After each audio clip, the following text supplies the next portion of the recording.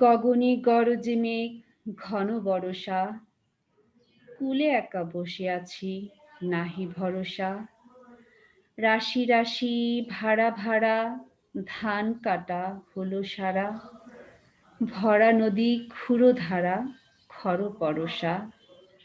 কাটিতে কাটিতে ধান এলো বরষা। এই মুহূর্তে আমি বসে আছি নীল আকাশের নিচে।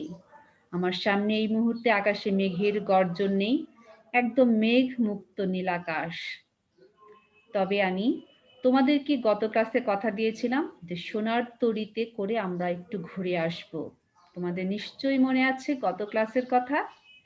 সেই সোনার তরীতে ওঠার আগে তোমাদেরকে আমি পৃথিবীর কয়েকজন, পৃথিবী এবং বাংলাদেশের কয়েকজন মনীষী, মহামনীষীর ছবি দেখাবো। আমি দেখবো যে তোমরা তাদেরকে চিনতে পারো কিনা। তোমরা বেশিরভাগই চিনতে পারবে আমি আশা করছি। তোমরা একটু অপেক্ষা করো, আমি তোমাদের সেই ছবিগুলো দেখানোর চেষ্টা করছি।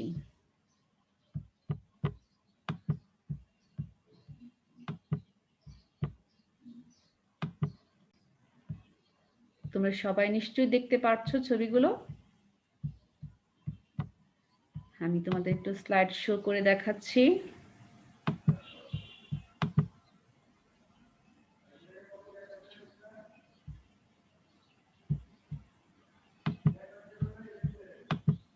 দেখো, আমরা যে ছবিগুলো দেখতে পাচ্ছি, প্রথম ছবিতে আমরা দেখতে পাচ্ছি কি? আমরা দেখতে পাচ্ছি এখানে কার ছবি? বারে কি ভিড়াও তরি কুলেতে এসে। চলে গিয়েছি আমরা পরের। আমরা এখানে দেখতে পাচ্ছি যে প্রথম ছবিতে আমরা দেখতে পাচ্ছি মাদার তেরেসা, যিনি মানব সেবায় অবদান রেখে আমাদের মনে এখনো বেঁচে আছেন। অনেকেই তোমরা চেনো তাকে, তার কর্ম সম্পর্কে তোমরা জানো। তিনি মিশনারিজ অফ চ্যারিটি তিনি প্রতিষ্ঠা করে গেছেন মানব সেবার জন্য। তারপরে যে ছবিটি তোমাদের দেখাচ্ছি, বলবীর চির উন্নত মম শির, ওই শির নেহারি আমারই নত শির, ওই শিখর হিমাদ্রির। হ্যাঁ, এটা হলো আমাদের জাতীয় কবি, বিদ্রোহী কবি কাজী নজরুল ইসলামের ছবি। পরের ছবিটি তো আমরা সবাই চিনি, তাই না? আমাদের জাতির জনক বঙ্গবন্ধু শেখ মুজিবুর রহমানের ছবি। তারপরের ছবিটি আমরা দেখতে পাচ্ছি, আবার আসিব ফিরে ধানসিঁড়িটির তীরে এই বাংলায়। হ্যাঁ, তোমরা সবাই কবিতা শুনে বুঝতে পেরেছো এটা হলো আমাদের একজন প্রখ্যাত কবি জীবনানন্দ দাশের ছবি। তারপরে যে ছবিটি তোমাদের দেখাচ্ছি, এটা তোমরা অনেকে নাও চিনতে পারো, কিন্তু তার অবদান রয়ে গেছে। এটা হলো আইজাক নিউটনের ছবি, যিনি পদার্থ বিজ্ঞানী ছিলেন। পদার্থ বিজ্ঞানী। এরপরে দেখো যে যিনি বাংলা সাহিত্যে মহাকবি হিসেবে পরিচিতি লাভ করেছেন। প্রথম জীবনে ইংরেজি সাহিত্যের প্রতি তার আকর্ষণ থাকলেও পরবর্তী জীবনে তিনি বাংলা ভাষায় মহাকাব্য রচনা করে মহাকবি হিসেবে খ্যাতি পেয়েছেন। তার নাম হলো মাইকেল মধুসূদন দত্ত, সবাই আমরা চিনি। এর পরের ছবি যেটা আমরা দেখছি সেটা হলো নারী জাগরণের অগ্রদূত বেগম রোকেয়া, যার কারণে আজকে আমরা নারী জাতি শিক্ষার আলোয় আলোকিত হচ্ছি। আমরা তার কাছে চিরকৃতজ্ঞ। এরপরে দেখো, চিন্তা করছেন, ওনাকে সবাই আমরা তার কর্ম আমরা জানি, কিন্তু তাকে আমরা চিনি না। উনি হলেন এমন একজন ব্যক্তি যিনি প্রথম যে উদ্ভিদের যে প্রাণ আছে সেটা তিনি আবিষ্কার করে দেখান ক্রেস্কোগ্রাফ যন্ত্রের মাধ্যমে। তিনি পরীক্ষা করে দেখেন যে উদ্ভিদেরও প্রাণ আছে। আর তিনি প্রথম বেতার বার্তার সূত্র আবিষ্কার করেন। আমরা যে রেডিও শুনি সেটার সূত্র প্রথম তিনি আবিষ্কার করেন, এবং তার নাম হচ্ছে মহাবিজ্ঞানী জগদীশ চন্দ্র বসু।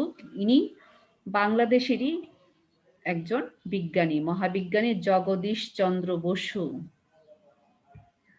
পরের ছবিটি আমরা দেখতে পাচ্ছি, আমরা তো টেলিভিশন দেখি, তাই না? টেলিভিশনের জনক কে তোমরা জানো? টেলিভিশনের জনক হলেন জন বেয়ার্ড। আমরা টেলিভিশন দেখি কিন্তু আমরা তাকে চিনি না, চেহারা চিনি না বা অনেকের নাম জানি না। জন বেয়ার্ড। বর্তমান যুগ কিসের যুগ?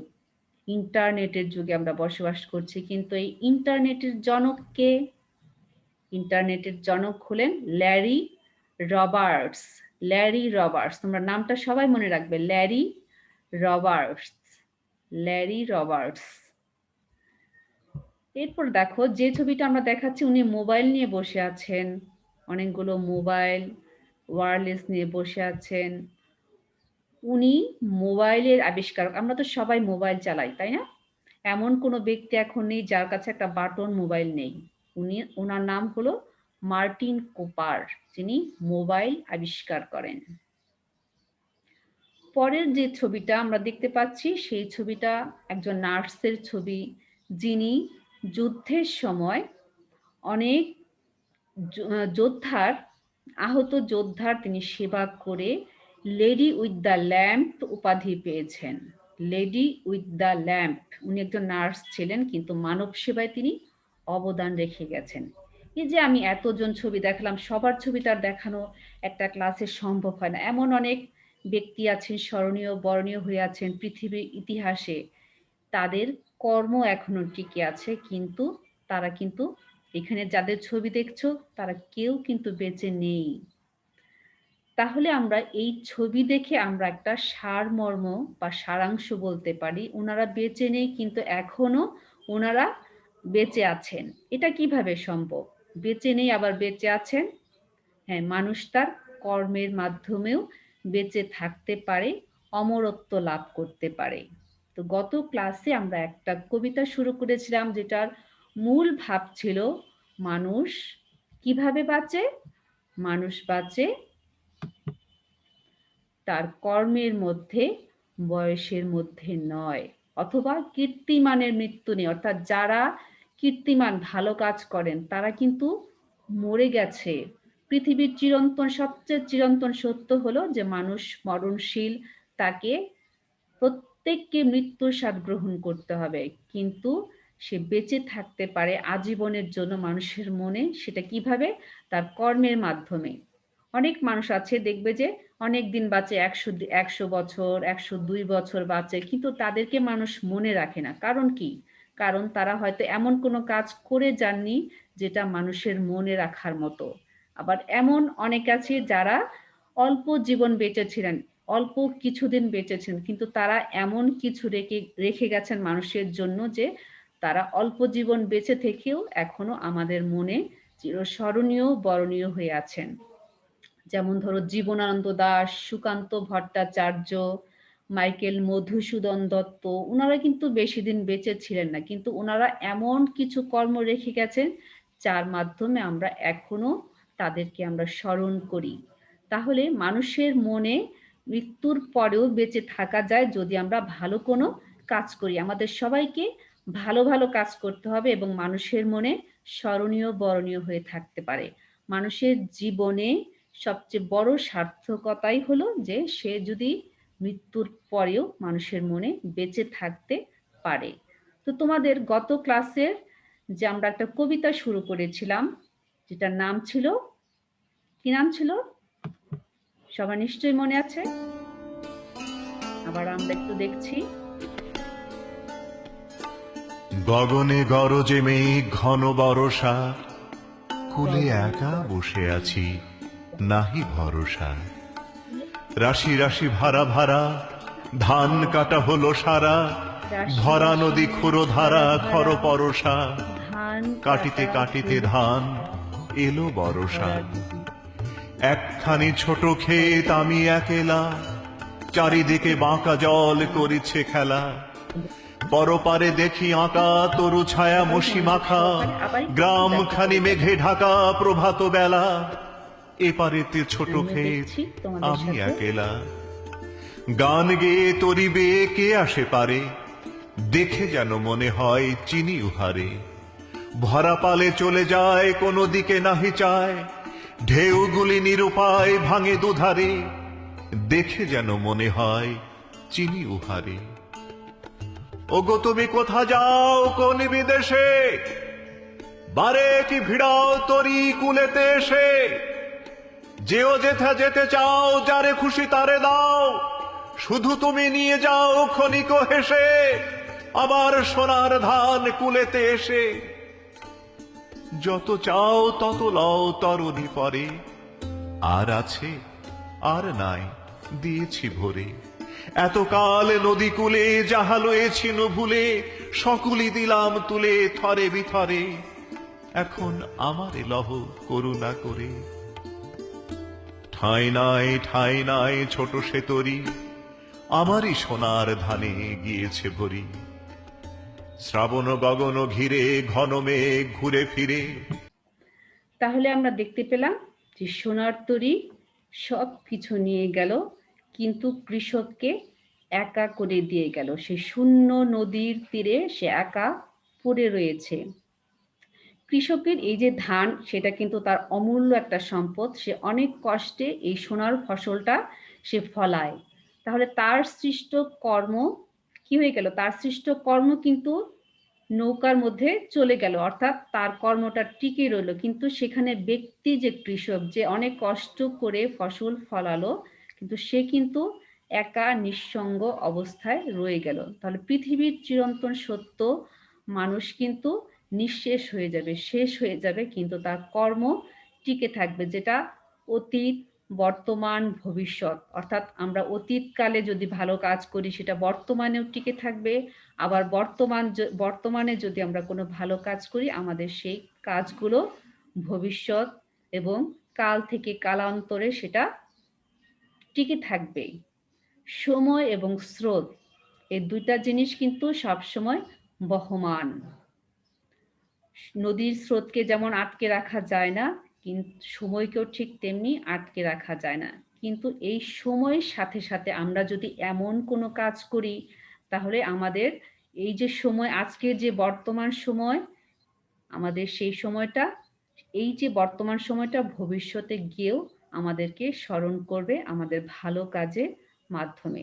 তাহলে আমরা পড়ছিলাম সোনার তরী কবিতা, এবং এই কবিতার মূল ভাবটাই ছিল যে মানুষ তার কর্মের মাধ্যমে টিকে থাকে, বয়সের মধ্যে নয়। তাহলে আমাদের এমন একটা কাজ করতে হবে যে কর্মের মাধ্যমে আমরা সবাই টিকে থাকতে পারি বা বেঁচে থাকতে পারি, অমরত্ব লাভ করতে পারি।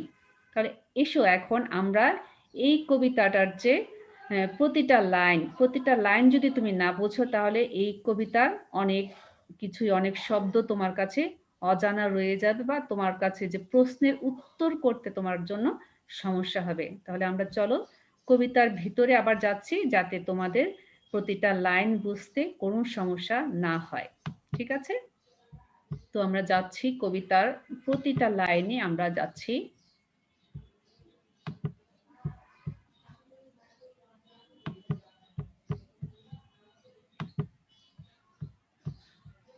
তাহলে আমরা এই পর্যন্ত পড়েছিলাম, আমরা যাব এখান থেকে।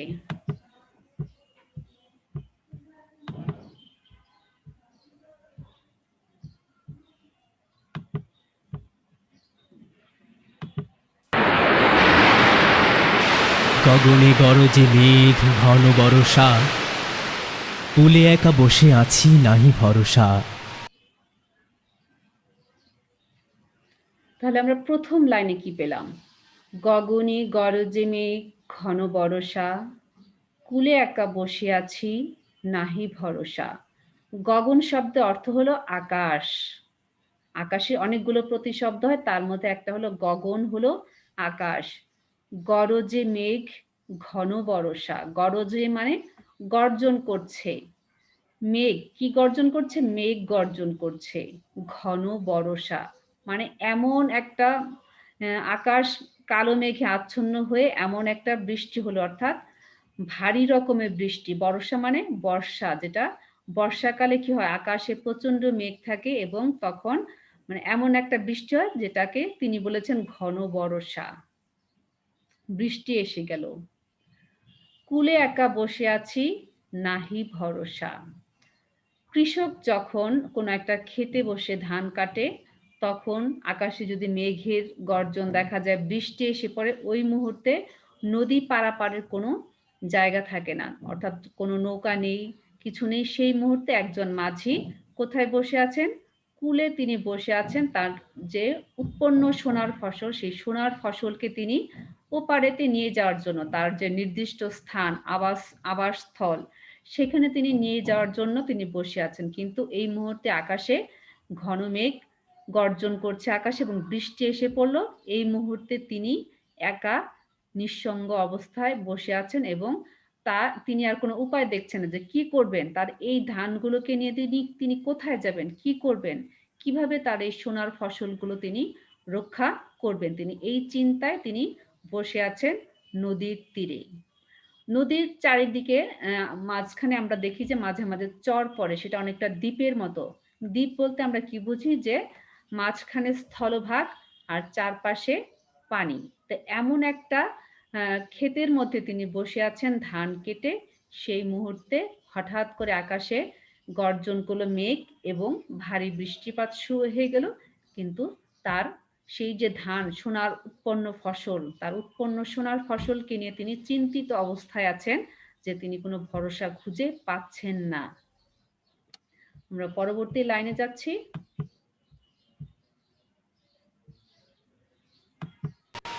রাশি রাশি ভাড়া ভাড়া ধান কাটা হলো সারা, ভরা নদী ক্ষুরধারা ঘর পরশা, কাটিতে কাটিতে ধান এলো বরষা।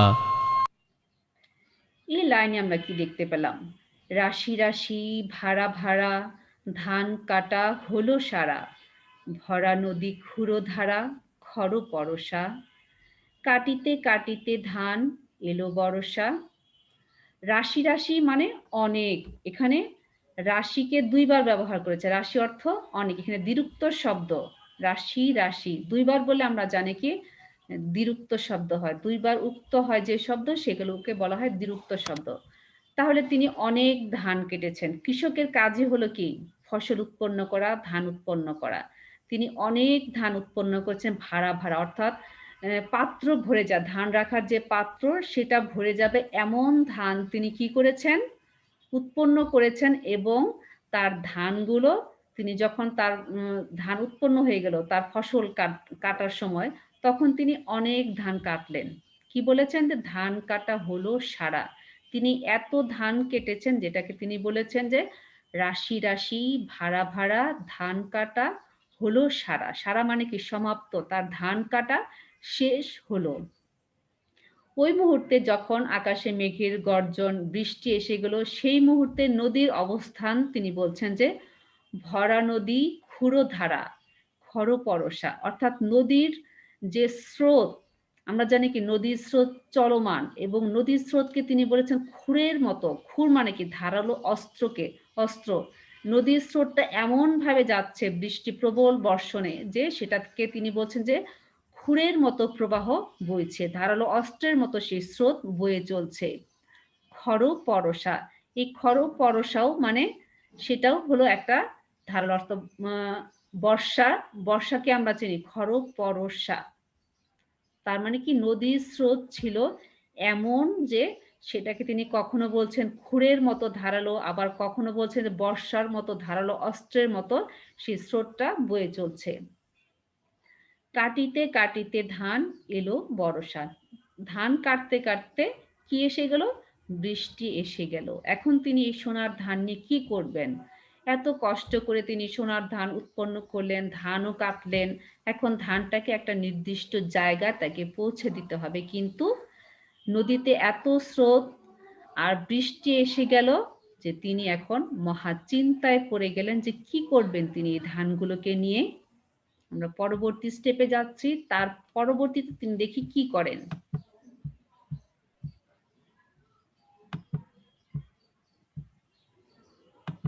একখানি ছোট ক্ষেত আমি একেলা, চারিদিকে বাঁকা জল করিছে খেলা।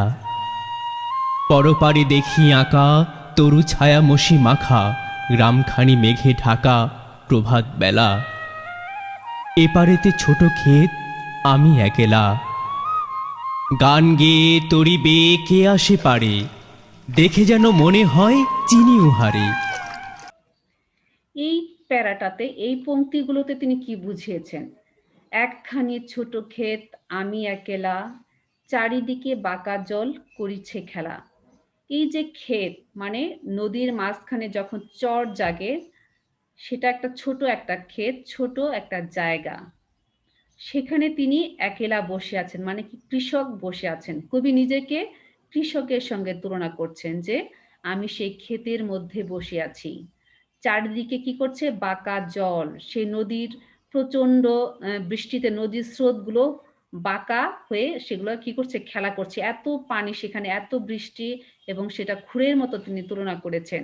তারপরে তিনি দেখতে পেলেন ধানগুলো নিয়ে যখন তিনি চিন্তিত অবস্থায় ছিলেন, তখন তিনি ওই পাড়ে অর্থাৎ নদীর এই পাড় থেকে ওই পাড়ে তিনি তাকিয়ে দেখছেন যে সেই পাড়ে গ্রামটাকে আর দেখা যাচ্ছে না। এত ঘন মেঘে আচ্ছন্ন হয়ে গেছে যে গ্রামটা মনে হচ্ছে যে কালো মেঘে আচ্ছন্ন। মসি মানে কালি, কালিমাখা, তরু ছায়া, সেখানে গাছের ছায়া পড়ে এমন একটা রূপ ধারণ করলো, মনে হয় যে কালো কালি দিয়ে সেটা ভরে গেছে। পরে কি বলছেন? গ্রামখানি মেঘে ঢাকা প্রভাত বেলা। সে গ্রামখানি সারা মেঘ দিয়ে আচ্ছন্ন হয়ে গেল। কখন সেটা? প্রভাত বেলা, সকাল বেলা। এ পাড়েতে ছোট ক্ষেত আমি একেলা। কবি কিন্তু এই পাড়ে বসে আছেন, আর ওই পাড়ে আমরা কি বলি যে নদীর এপার কহে ছাড়িয়া নিঃশ্বাস, ওপারেতে সর্বসুখ আমার বিশ্বাস। তিনি এই পাড়ে বসে তার ধানগুলোকে নিয়ে বসে আছেন যে ওই পাড়ে তিনি যাবেন। কিন্তু ওইখানেও দেখছেন যে আকাশ এমন ঘন মেঘে আচ্ছন্ন হয়ে গেছে, গ্রামটা গাছের ছায়ায় কালো হয়ে গেছে। অর্থাৎ তিনি আর কোনো ভরসা খুঁজে পাচ্ছেন না যে তিনি কি করবেন। এই পাড়েও এই সমস্যা, ওই পাড়েও দেখলেন একই সমস্যা। গান গেয়ে তরিবে কে আসে পারে, দেখে যেন মনে হয় চিনি উহারে। হঠাৎ করে উনি দেখতে পেলেন যে গান গাইতে গাইতে একজন আসছে। তাকে দেখে মনে হলো যে উনি যেন ওনাকে চিনেন। অর্থাৎ ওই লোকটাকে যিনি গান গেয়ে গিয়ে আসছে। তরী মানে কি? নৌকা। নৌকার মধ্যে একটি লোক গান গাইতে গাইতে আসছে। আমরা জানি যে কি নৌকার মাঝিরা গান গাইতে গাইতে তারা নৌকা চালায়। এটা কিন্তু দেখবে যে যারা মানে সহজ সরল বা কৃষক, মাঝি বা শ্রমিক শ্রেণীর মানুষ, তাদের দেখবে যে তাদের অনেক কষ্ট থাকলেও কিন্তু তারা কি করে? সে কষ্টকে গানের মধ্যে তারা কি করে? সে কষ্টকে ভুলে যায়। তারা কষ্টকে কষ্ট মনে করে না। তো মাঝি যখন আসছিল, সে গান গাইতে গাইতে আসছে, তখন কৃষকের কাছে ওই লোকটাকে চেনা চেনা মনে হচ্ছিল। আমরা জানি যে গ্রামের একজন মানুষ আরেকজন মানুষকে খুব সহজেই চেনে, পরিচিত, একজন আরেকজনের কাছে পরিচিত। কবির কাছে ওই মাঝিকে মনে হচ্ছিল উনি যেন তাহার চেনা চেনা কেউ। তারপর দেখি সেই চেনা লোকটাকে কবি কি বললেন। ভরা পালে চলে যায়, কোনো দিকে নাহি চায়, ঢেউগুলি নিরুপায় ভাঙে দুধারে, দেখে যেন মনে হয় চিনি উহারে। ওগো তুমি কোথা যাও কোন বিদেশে, বারেক ভিড়াও তরি কুলেতে এসে। আমরা দেখতে পেলাম সেই নৌকার মাঝিকে যে উনি ডাকছেন। ভরা পালে চলে যায়, কোনো দিকে নাহি চায়, ঢেউগুলি নিরুপায় ভাঙে দুধারে, দেখে যেন মনে হয় চিনি উহারে। ওগো তুমি কোথা যাও কোন বিদেশে, বারেক ভিড়াও তরি কূলেতে এসে। সেই নৌকার মাঝি যখন গান গাইতে গাইতে আনমনে সে যাচ্ছিল নৌকা চালিয়ে, নৌকার পাল উড়িয়ে, সেখানে দেখা যাচ্ছিল যে ঢেউগুলি নিরুপায়। নৌকাটা এমন ভাবে যাচ্ছিল যে ঢেউগুলো সেখানে নিরুপায় হয়ে যাচ্ছে। খুব দ্রুত বেগে সে নৌকাটা যাচ্ছিল, মনে হয় যে দুই ধারকে সে ভেঙে ফেলছে, এমন ভাবে যাচ্ছিল। এবং লোকটাকে তার খুবই পরিচিত মনে হচ্ছিল। এই লোকটা কে? তখন তিনি ওই লোকটাকে, নৌকার মাঝিকে যিনি গান গাইতে গাইতে যাচ্ছেন, ডাকলেন, ওগো তুমি কোথা যাও কোন বিদেশে, বারেক ভিড়াও তরি কুলেতে এসে। তিনি ওই নৌকার মাঝিকে বললে যে তুমি কোথায় যাও। গ্রামের একজন মানুষ কিন্তু আরেকজন মানুষকে বলে যে তুমি কোন বিদেশে যাচ্ছ, তুমি একটু, বারেক মানে কি একটু, তুমি তোমার যে তরিটা মানে নৌকাটা তুমি একটু তীরে এসে ভিড়াও। সে অনুরোধ করছে নৌকার মাঝিকে। নৌকার মাঝি তো আনমনে যাচ্ছেই যাচ্ছে, এমনভাবে যাচ্ছে যে যে দুই পাশের যে ধার মনে হয় যে ভেঙে যাচ্ছে, এবং তখন ঢেউগুলো ওই নৌকার যে চলার বেগে, সেই বেগে মনে হচ্ছে যে নদীর ঢেউগুলো কি হচ্ছে, নিরুপায় অবস্থায় আছে, এমনভাবে সে যাচ্ছিল। তো নৌকার মাঝিকে সে রিকোয়েস্ট করলো যে তুমি একটু কূলেতে এসে তোমার নৌকাটা ভিড়াও, তুমি কোথায় যাচ্ছ, এমনভাবে যে যাচ্ছ, তুমি কোথায় যাচ্ছ। এরপরে আমরা দেখি উনি কি করলেন।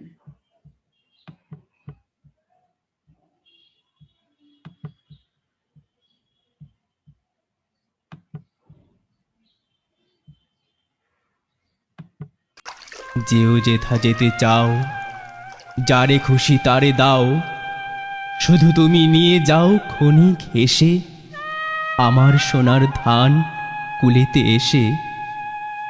যত চাও তত লও তরুণী পরে, আর আছে আর নাই দিয়েছি ভরে। তো নৌকার মাঝিকে উনি রিকোয়েস্ট করলেন যে তুমি এসো, তুমি কোথায় যাচ্ছ, তুমি প্লিজ একটু তীরে এসে তোমার নৌকাটাকে ভিড়াও। তারপর আবারও তিনি অনুনয় বিনয় করে বলছেন যে তোমার যেখানে খুশি সেখানে তুমি যেও, কিন্তু তুমি একটু হেসে আমার যে সোনার ধান আমি উৎপন্ন করেছি অনেক কষ্টে, সেই ধানটা তুমি নিয়ে যাও। কি বলছেন যে যেও যেথা যেতে চাও, যারে খুশি তার না, তোমার যাকে ইচ্ছা তুমি তাকে নিও, তুমি শুধু একটু ক্ষণিক হেসে আমার সোনার ধান কুলেতে এসে নিয়ে যাও। অর্থাৎ আমি যে কষ্ট করে এত কষ্ট করে ফসলটা ফলালাম, এখন তো বৃষ্টিতে ভিজে সেই ধানটা কি হয়ে যাবে, নষ্ট হয়ে যাবে। তুমি একটু এসে আমার সেই ধান, সোনার ধান, সেটা তুমি একটু নিয়ে যাও ভাই। তুমি যাকে খুশি তোমার নৌকায় তুলে নিও, আমার কোনো রকম সেখানে বাধা নেই। তুমি আমার এই যে ধানটা, যেটা আমি কষ্ট করে উৎপন্ন করলাম, সেটা তুমি নিয়ে যাও। তারপরে কি বলছেন, যত চাও তত লও তরণী পরে, আর আছে আর নাই দিয়েছি ভরে। তারপরে নৌকার মাঝি সামনে আসলেন, তার অনুরোধ রক্ষা করলেন, কৃষকের অনুরোধ রক্ষা করার জন্য সামনে আসলেন। তখন কৃষক কি বলল যে তুমি যত চাও, তোমার যে তরণী মানে নৌকা, তোমার নৌকার মধ্যে সব কিছু তুমি নাও, তোমাকে আমি সব দিয়ে দিয়েছি, আর নেই, সব কিছু তোমাকে আমি ভরে দিয়েছি। অর্থাৎ নৌকাটা তার যে সোনার ধান, তার উৎপাদিত সোনার ধান দিয়ে তিনি ভরে দিলেন, এবং মাঝিকে বললেন যে আমি তোমাকে সমস্ত ধানই তোমার নৌকায় তুলে দিয়েছি। পরে কি বলেন আমরা একটু দেখি। এতকাল নদী কূলে যাহা লয়েছিনু ভুলে, সকলি দিলাম তুলে থরে বিথরে, এখন আমারে লহ করুণা করে। ঠাঁই নাই ছোট সে তরি, আমারই সোনার ধানে গিয়েছে ভরি। তো নৌকার ধানটিও তিনি তুলে দিলেন, কৃষক তুলে দিলেন নৌকার মধ্যে। তারপরে এখন তো তার অবশ্যই উঠতে হবে নৌকায়। সে মাঝিকে বলল, এতকাল নদী কূলে যাহা লয়ে ছিনু ভুলে, সকলি দিলাম তুলে থরে বিথরে। অর্থাৎ এতক্ষণ তিনি ধান নিয়েছিলেন, ধান নিয়ে তিনি কষ্ট করছেন, কিন্তু এখন আমার যে উৎপাদিত সকল ধান সবই কিন্তু তোমার নৌকায় আমি তুলে দিলাম থরে বিথরে, মানে যা ছিল সবকিছু তিনি একটার উপর একটা তিনি সেই নৌকার মধ্যে তিনি তুলে দিলেন। তারপরে বললেন যে আমার সবকিছুই তো তোমার নৌকায় তুলে দিলাম, এখন তুমি আমাকে লহ করুণা করে, প্লিজ এখন তোমার কাছে অনুরোধ করছি, এখন তোমার নৌকায় আমাকে তুলে নাও। প্রথমে তিনি চিন্তা করলেন তার ধানের কথা, তার কষ্টের যে ফসল, সেই ফসলের কথা তিনি চিন্তা করে প্রথমে তিনি নিজেকে না উঠিয়ে তার যে উৎপাদিত ফসলটাকে নৌকায় তুলে দিলেন। তুলে দেওয়ার পরে বললেন যে এখন তুমি অনুগ্রহ করে তোমার যে নৌকাটা সেটা আমাকে তুলে নাও। তারপরে কি বলছে, নৌকাটা ছিল এত ছোট যে সে নৌকার মধ্যে কৃষকের যে উৎপাদিত ধান দিয়েই ভরে গেল, সেখানে আর কারো বসার জায়গা নেই। তখন মাঝি কি বলল যে ঠাই নাই ছোট সে তরি। তখন কৃষক বলছে আমারই সোনার ধানে গিয়েছে ভরি। অর্থাৎ নৌকাটা ছিল এতই ছোট যে সেখানে কৃষকের আর জায়গা হলো না। কৃষকের যে উৎপাদিত ধান, কষ্টের ফসল, সোনার ফসল, সেই সোনার ফসল দিয়েই কিন্তু নৌকাটা কি হয়ে গেল, ভরে গেল, তরিটা ভরে গেল।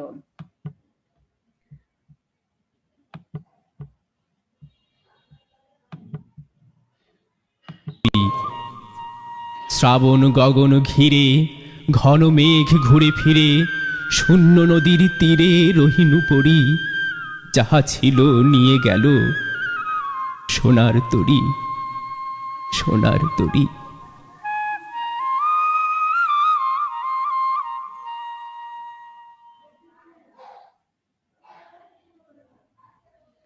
এরপরে কবি কি কৃষক কি বলছেন, শ্রাবণ গগন ঘিরে ঘন মেঘ ঘুরে ফিরে শূন্য নদীর তীরে রহিনু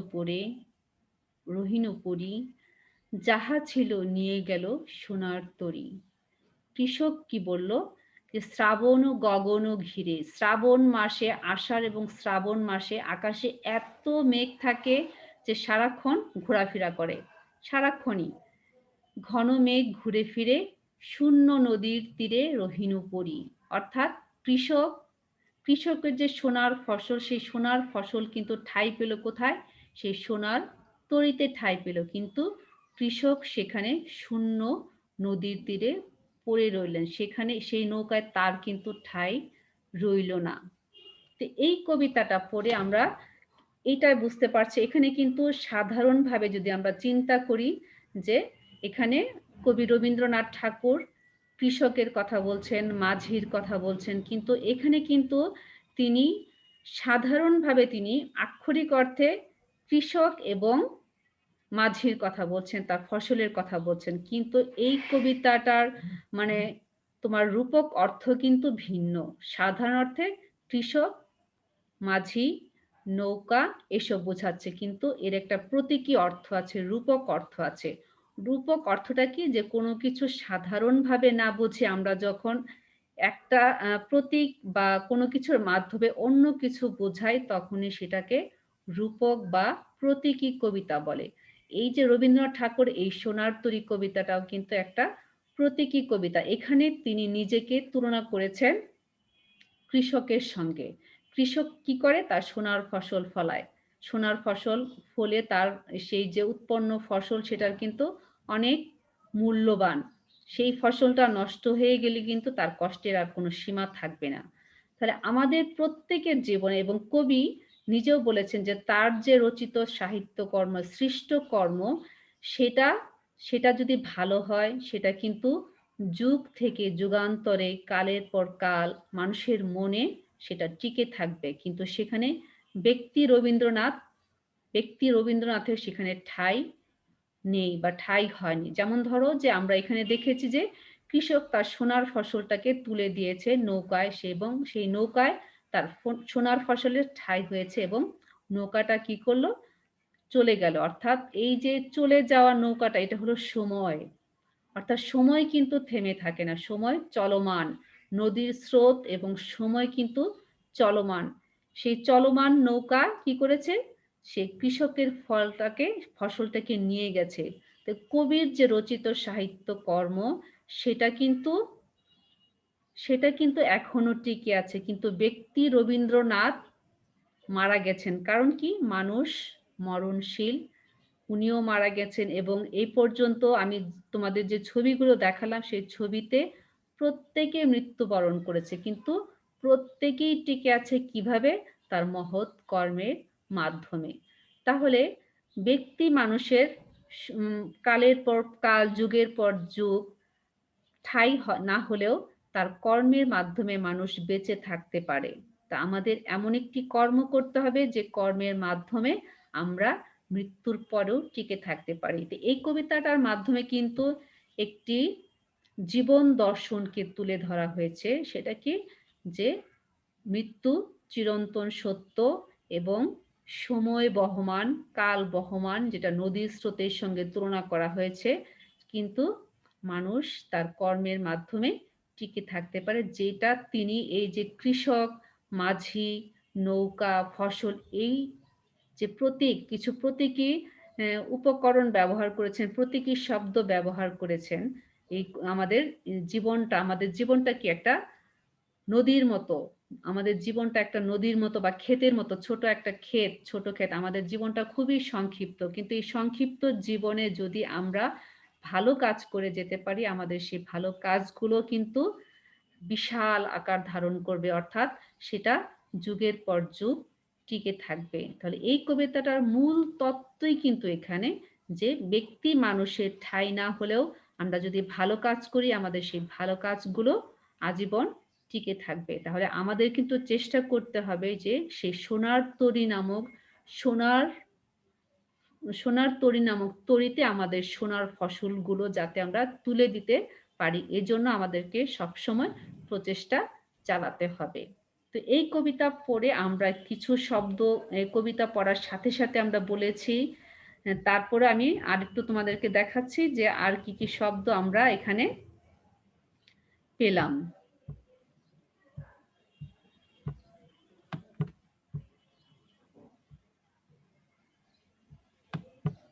দেখো এখানে আমরা প্রথমে বলেছি গগন। গগন শব্দের অর্থ হলো আকাশ। আকাশে অনেকগুলো শব্দ, প্রতিশব্দ হয়, তার মধ্যে হলো একটা হলো আকাশ।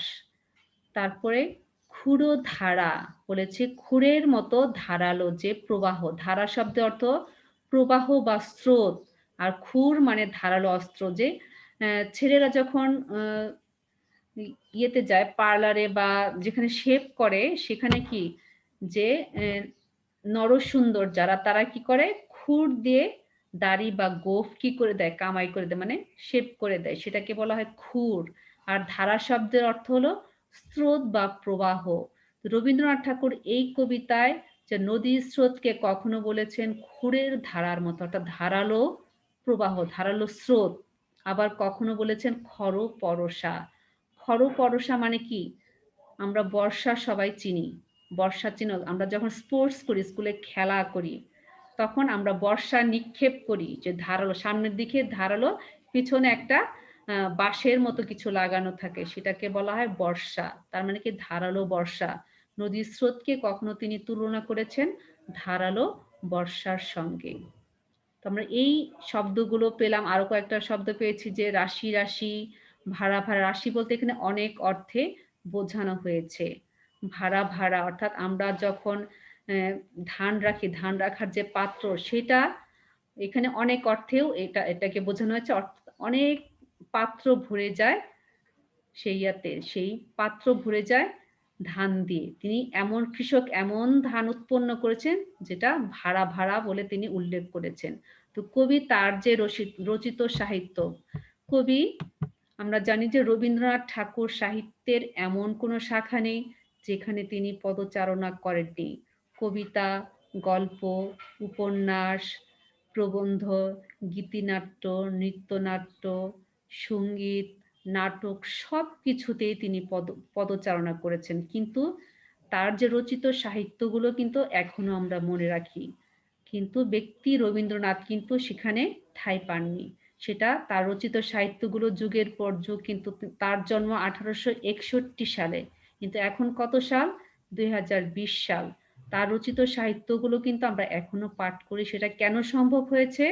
কারণ তিনি এমন সাহিত্য রচনা করছেন যেটা শুধু ওই সময়ের জন্য না, অর্থাৎ ওই সময় পরের জন্য, অর্থাৎ তিনি অনেক আধুনিক চিন্তা করেছেন, অর্থাৎ যুগ থেকে যুগোত্তীর্ণ চিন্তা করেছেন। তিনি মন মানসিকতা ছিলেন আধুনিক।